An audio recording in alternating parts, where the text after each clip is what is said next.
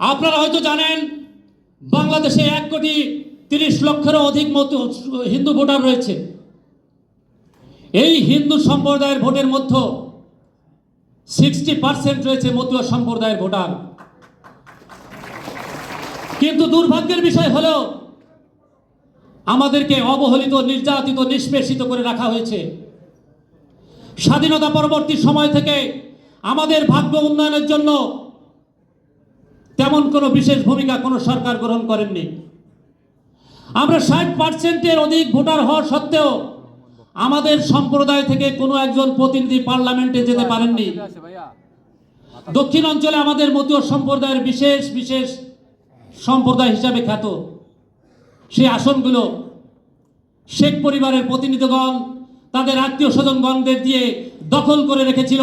কখনো আমাদেরকে মাথা উঁচু করে দাঁড়াতে দেওয়া হয়নি। যদি উঁচু করে দাঁড়ানোর চিন্তাও কেউ করেছে, তাকে তাৎক্ষণিকভাবে চরম থেকে চরম ব্যবস্থা নেওয়া হয়েছে। আমাদের বাক স্বাধীনতাকে রুদ্ধ করে দেওয়া হয়েছে, আমাদের সকল অধিকারকে হরণ করা হয়েছে। আজ সকল হিন্দু সম্প্রদায় বুঝতে পেরেছে, তারা মন খুলে প্রাণ খুলে বাংলাদেশের সকল প্রতিনিধিগণ আজ জাতীয়তাবাদী দল বিএনপির আহ্বানে সাড়া দিয়ে শুধুমাত্র ঢাকার এই কৃষিবিদ ইনস্টিটিউট নয়, সারা বাংলাদেশের প্রতিটি জেলায় দলে দলে যোগদান করে জাতীয়তাবাদী চেতনাকে শক্তি থেকে শক্তিশালী করে প্রমাণ করে দিচ্ছে হিন্দু সম্প্রদায় কারো ব্যক্তিগত ভোট ব্যাংক নয়। হিন্দু সম্প্রদায় যে কোনো দিকে মুখ করতে পারে। হিন্দু সম্প্রদায়কে যেমন ব্যবহার করেছে, তেমনি তাদের পর নির্যাতন করে প্রমাণ করতে চেয়েছে অন্য কোনো দল মনে হয় নির্যাতন করে, নিজেরা নির্যাতন করে এই দোষ অন্য দলের উপর চাপিয়ে দেওয়ার জন্য সব সময় তারা ষড়যন্ত্রে লিপ্ত রয়েছে। আমরা বারবার বলেছিলাম, আপনারা শুধু দোষ দেন বিএনপি করেছে, জামাত করেছে। প্রমাণ করে দেখান যে বিএনপি বা জামাত বাংলাদেশের কোনো হিন্দু সম্প্রদায়ের ঘর বাড়ি লুট করেছে, মন্দির ভাঙচুর করেছে। কোনো প্রমাণ দিতে পারেনি, তারা ব্যর্থ হয়েছে।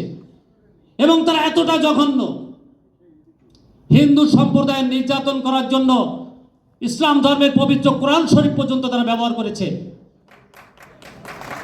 এই কোরআন শরীফ সকল মানুষের কাছে একটি পবিত্রতম ধর্মগ্রন্থ। কুমিল্লার মেয়র আওয়ামী লীগ নেতাগণ সেই কোরআন শরীফকে ব্যবহার করে হিন্দু সম্প্রদায়কে দোষ চাপানো হয়েছে। এই কোরআন শরীফ পূজার মণ্ডপে হিন্দু সম্প্রদায় নিয়ে আসছে। এই মিথ্যা অজুহাতে সারা বাংলাদেশের বিভিন্ন জেলায় একের পর এক হামলা, ভাঙচুর, লুটপাট, হত্যা, ধর্ষণ পর্যন্ত লিপ্ত রয়েছে। আজ সময় এসেছে এর বিচার চাইবার, আজ সময় এসেছে রুখে দেওয়ার।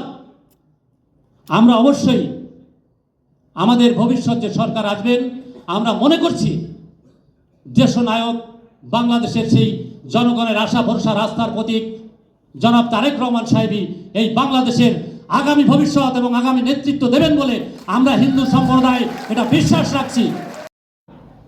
হিন্দুদের সকল অর্পিত সম্পত্তি, দেবত্বের সম্পত্তি তাদের যথা উপযুক্ত উত্তরসূরিদের কাছে প্রত্যাবর্তন করতে হবে অথবা ফেরত দিতে হবে। যে সম্পত্তিগুলো আওয়ামী লীগরা এতদিন দখল করে রেখেছে, সেই আওয়ামী লীগ নেতাদের দখলে থাকা সকল সম্পত্তি আমরা ফেরত চাই। এটা আমাদের জাতীয় অধিকার, নাগরিক অধিকার। কারণ আমরা এই দেশের ভূমিপুত্র, আমরা এই দেশ ত্যাগ করতে চাই না। 3 নম্বর দাবি, বাংলাদেশে দেখবেন বিভিন্ন সময় ফেসবুক, ইউটিউব বা নানান ধরনের গুজব ছড়িয়ে দিয়ে কোনো প্রকার প্রমাণ ছাড়াই হিন্দু সম্প্রদায়ের বাড়ি ঘরে আগুন লাগিয়ে দিচ্ছে, পুড়িয়ে দিচ্ছে এক প্রকার গোষ্ঠী বা সম্প্রদায়।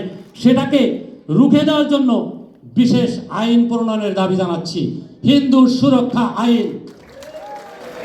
যদি আপনারা আমাদেরকে কাছে টেনে নেন, বুকে টেনে নেন, ভালোবাসেন, আপনারা আমাদের এই হিন্দু সুরক্ষার জন্য একটি আইন প্রণয়ন করবেন, যাতে আমরা আমাদের পর অত্যাচার নির্যাতন হলে তার সঠিক বিচার পেতে পারি।